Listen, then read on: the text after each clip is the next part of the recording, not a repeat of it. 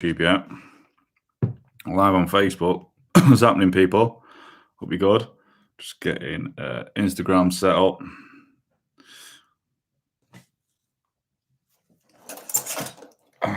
Sweet, we're going. What's happening, team? It is Monday, so I'm recording this, so I'm going to give you a happy fucking Monday. I hope that your week has got off to a great start. If you're watching this on the replay, give me a hashtag replay, please, so I know how many people watch these replays. We'll give it a couple of minutes, as we always do. Let the social media platforms do the thing and load up, and then we will get into it. A couple jumping on now on Instagram. What's happening, team? Hope you're good. Someone leave me an emoji in the comments. I know you can hear me. You can see me okay, please.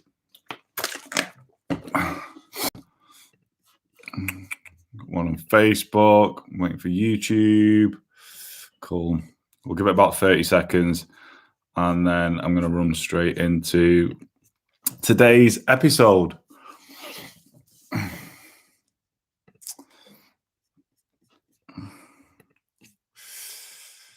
few jumping on now. What's happening, team? Hope we're good. Cool. Okie doke. Shall we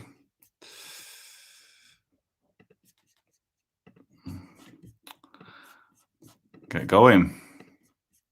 Sorted. Right. 3, 2, 1. What is happening, team? Welcome to another episode of the Type 1 Movement podcast. Now, I'm going to warn you, first of all, in this episode, I'm going to give you some typical Tom tough love.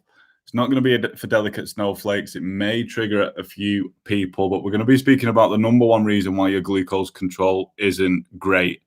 I'm going to be cold-hearted and give you the fucking truth in this one, team, because some of you fuckers need that. Right, before we get started, please leave me a rating and a review on the podcast app if you do get value from this episode and my podcast in general.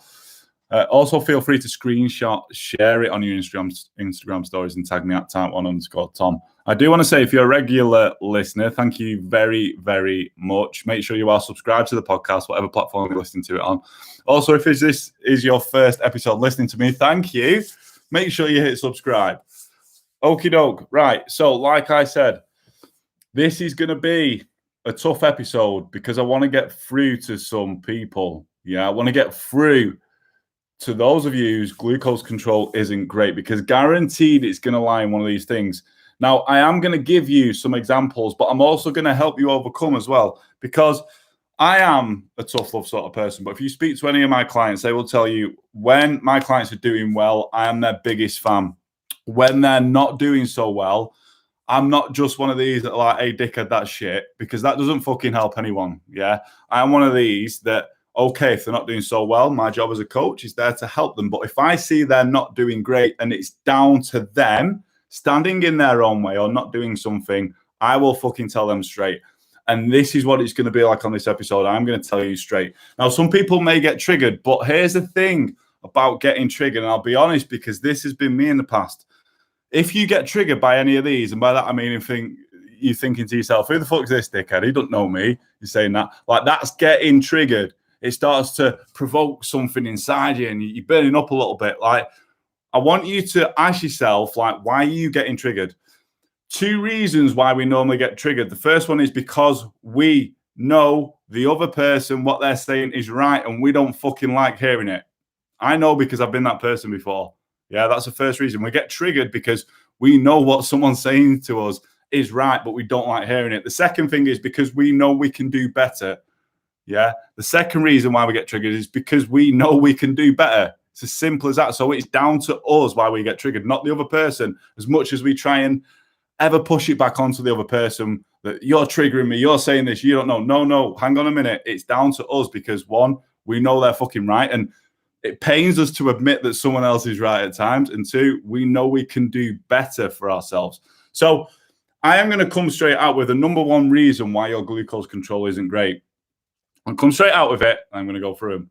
And it is this: your fucking excuses. Straight up, straight in there. It's your excuses. Yeah. Now, I don't just want to, I could cut the episode off and leave it at that. Imagine that your excuse is, see you in a bit, that's it, it's yourself. No, I want to give you some tough love and constructive criticism. So I'm going to go through a few of the most common excuses and reasons that I hear of why other type 1s don't have great glucose control. Yeah.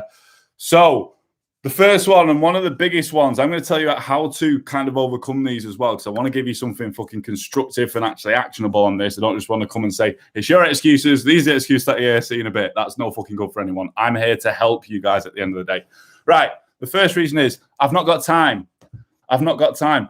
I hear this so much. Guys, fucking hell, I'm a busy guy. Do you know what I mean? Like coaching, helping other type 1s and stuff. Like I've got my own goals and stuff, running my business, helping mum and dad out around the house and stuff. Like I'm a busy guy. Some of my clients have full-time jobs, families, kids, and they're still achieving great glucose control and taking the time to put it in. Yeah.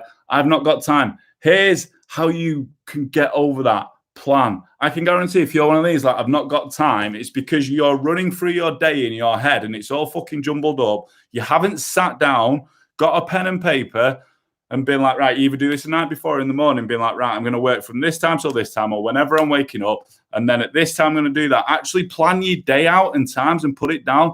And if you get fucking 10 minutes spare, do something that's going to help you improve your health and glucose control. Going for a walk, tracking your food, learning a bit. Do you know what I mean? About diabetes, learning about insulin, learning about exercise, nutrition. If you get even 5 or 10 minutes a day, is better than fuck all. And it's going to add up.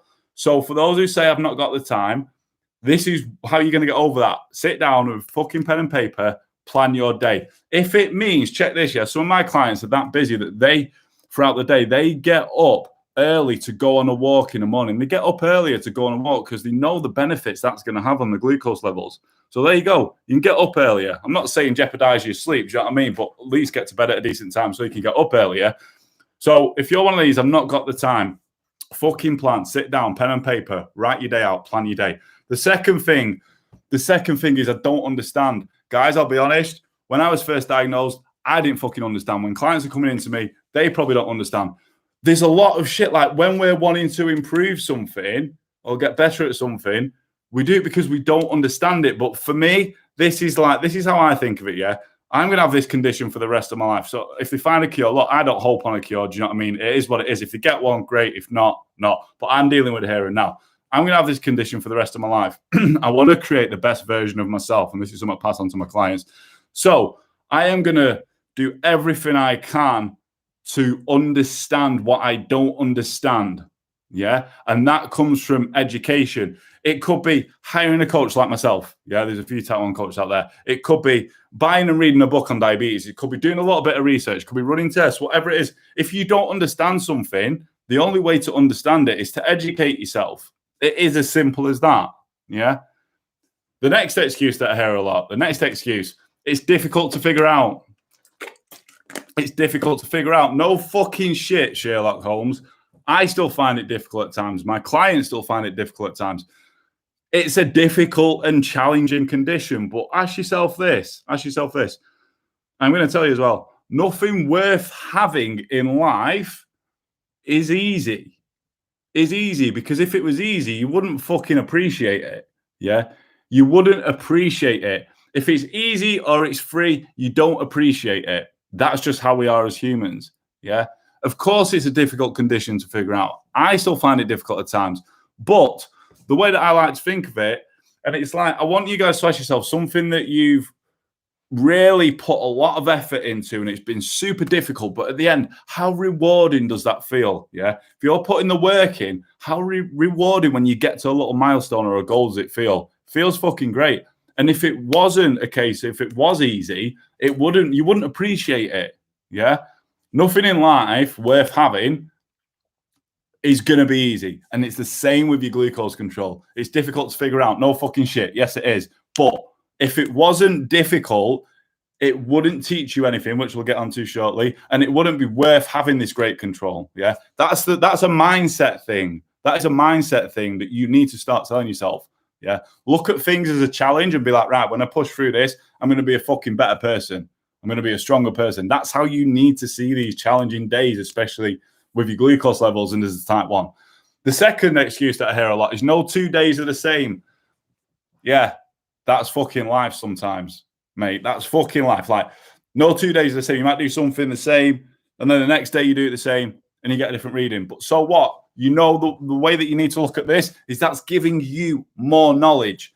It's just building knowledge. Again, some of these are mindset things, team. Yeah. No 2 days are the same. Okay. Well, then it's giving you more knowledge. It's giving you more knowledge. A good example of this is for you ladies out there when you're on your period, time of the month, and it is hectic, it's crazy, like no 2 days are the same, great. But this is giving you knowledge for next time, the next time of the month, and the one after that. So that's the way that, I know you guys can't look at it like that, but still anything, if no 2 days are the same, you do the same thing, you get different results. Just treat it as getting more knowledge. Knowledge is power at the end of the day, only if you're fucking actioning it, though. The next biggest excuse is, I don't have a routine. I don't have a routine. This is a simple fix. Fucking create one. And I know if you're a shift worker or your days are a little bit different, fine. I'm not saying you need to be super rigid. Everything needs to be bang on the same time. But create some sort of routine, what you can control. It might be meal timings. It could be what you're eating. It could be when you're waking up. It could be when you're going to bed. Create some sort of routine. That's how if you're saying you've not got a routine to me now, you have got some sort of routine. Chances are it's just not serving your diabetes management and your goals at the end of the day. Yeah. But you do have some sort of routine. It might be fucking shit. You might know that. Yeah. You might have to work on improving it, but you will have some sort of a routine. Yeah. You will have some sort. You just need to look at where you can make that better. The next reason is, this is a big one. It doesn't work. I try running these tests. I test my insulin to carb ratio. I test my basal rates. I try eating this. I try working out. It doesn't work. Good. Fucking good that it doesn't work first time. Why? Because it's a lesson. If everything worked first time, again, you wouldn't fucking learn anything. You need to switch your mindset towards some of these things, team, and just see if something doesn't work and it doesn't work out the way that you predicted it would work out, it is a lesson. I'm big on this with my clients. So like, all right, cool. That basal test didn't really work out how we planned, but what's it teaching you? All right, well, it's taught me that I need to adjust this. Great. That's valuable information. If something doesn't work out, it's a lesson. Good. Embrace that. You want shit not to work out sometimes, so you're learning more. Yeah. The next excuse that I hear, this is going to be the last one because this is a fucking big one. I'm going to be straight up and blunt and honest with you. I'm just going to wait until X, Y, Z, whatever it is that you're waiting for, till you can start getting better glucose control, till you can start working on your health.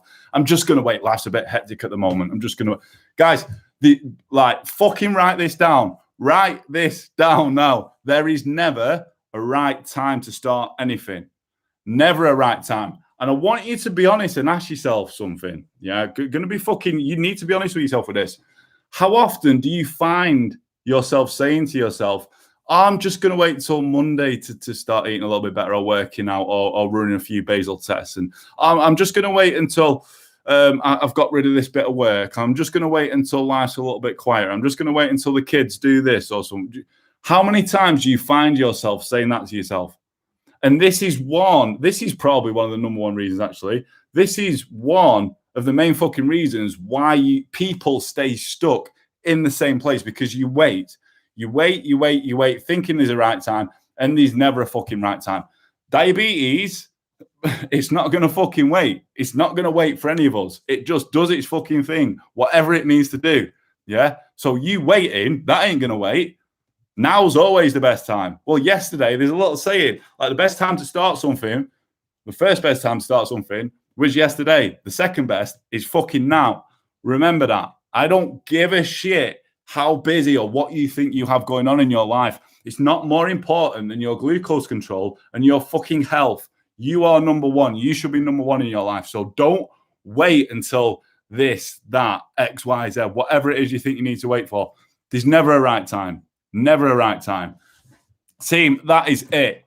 I've been straight up, but I've give you ways of getting over these.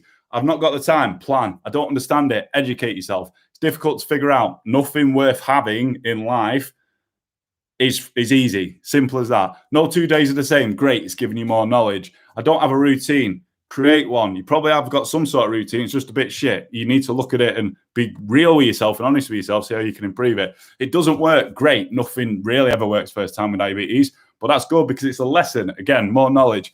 Oh, I'm just going to wait until X, Y, or Z. Fuck off. No, you're not.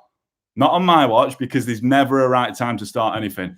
Team, that is it. If you got value from this episode, please leave me a rating and a review on the podcast app, because it really does help me reach more type 1s and positively impact our community. That is it. I know I come out with some tough love on this, but hey, like, this is when I'm hearing this from other type 1s and I'm like, okay. And I know exactly how we're going to overcome it. And ask any of my clients, this is exactly how we overcome these things. So I'm giving it to you straight up and to the fucking point, because these are your excuses at the end of the day. Not mine, not anyone else's, yours. So you have to make that decision of how much do you want it. At the end of the day, if you want something, you'll fucking find a way. If you want something, you will find a way. Team, that is it. Thank you very, very much for listening. Until the next episode, have a mega day. Peace. Do we have any questions? I'm going to stay on for a couple of minutes. Got a few minutes spare. I'll see if we've got any questions. A quick skim through. There's nothing on Facebook or YouTube, so we'll have a look through Instagram. How do you cope with fear of eating specific to lows? Dexcom down doesn't say when it will stop dropping. So how do you know how much to correct? Make sure you're pricking your finger is the first one. Guys, I probably should have kept the podcast running for this. If your CGM is saying you are low or high, prick your fucking finger just to be sure. That's all I'm going to say. That's all I'm going to say. Fucking finger prick. How do I cope with fear of eating? I'm not scared of eating. Like, specific to lows. Team, like, look, the way I see things is there's always two options. Two options if we're low, yeah. One, why the fuck would you be? And be honest with you here, bud. Like, is it Mrs. Olympia? Like, why the fuck would you be scared of eating to sort out a low? Why the fuck would anyone be scared of eating to sort out a low? And I'll be honest with you with that, yeah. Because the other option is don't eat and pass out, yeah. If it's being scared of overeating and spiking, man, I prefer to spike and have to sort a high out than pass out and end up in hospital. That's just me. But then over time, you get used to it. You get used to how much you have to eat to sort out your low. Me, I love jelly babies for this because I know a certain amount, depending on what level I'm at, and it's easy. They're easy to just grab 3, 4, 5, 6, whatever I need. Yeah. So hopefully that answers that. But make sure the number one thing on their team is make sure you're pricking your fucking finger, especially if you're dropping low. Right, gang, I'm going to jump off. Thank you very much for tuning in. And until the next live, peace.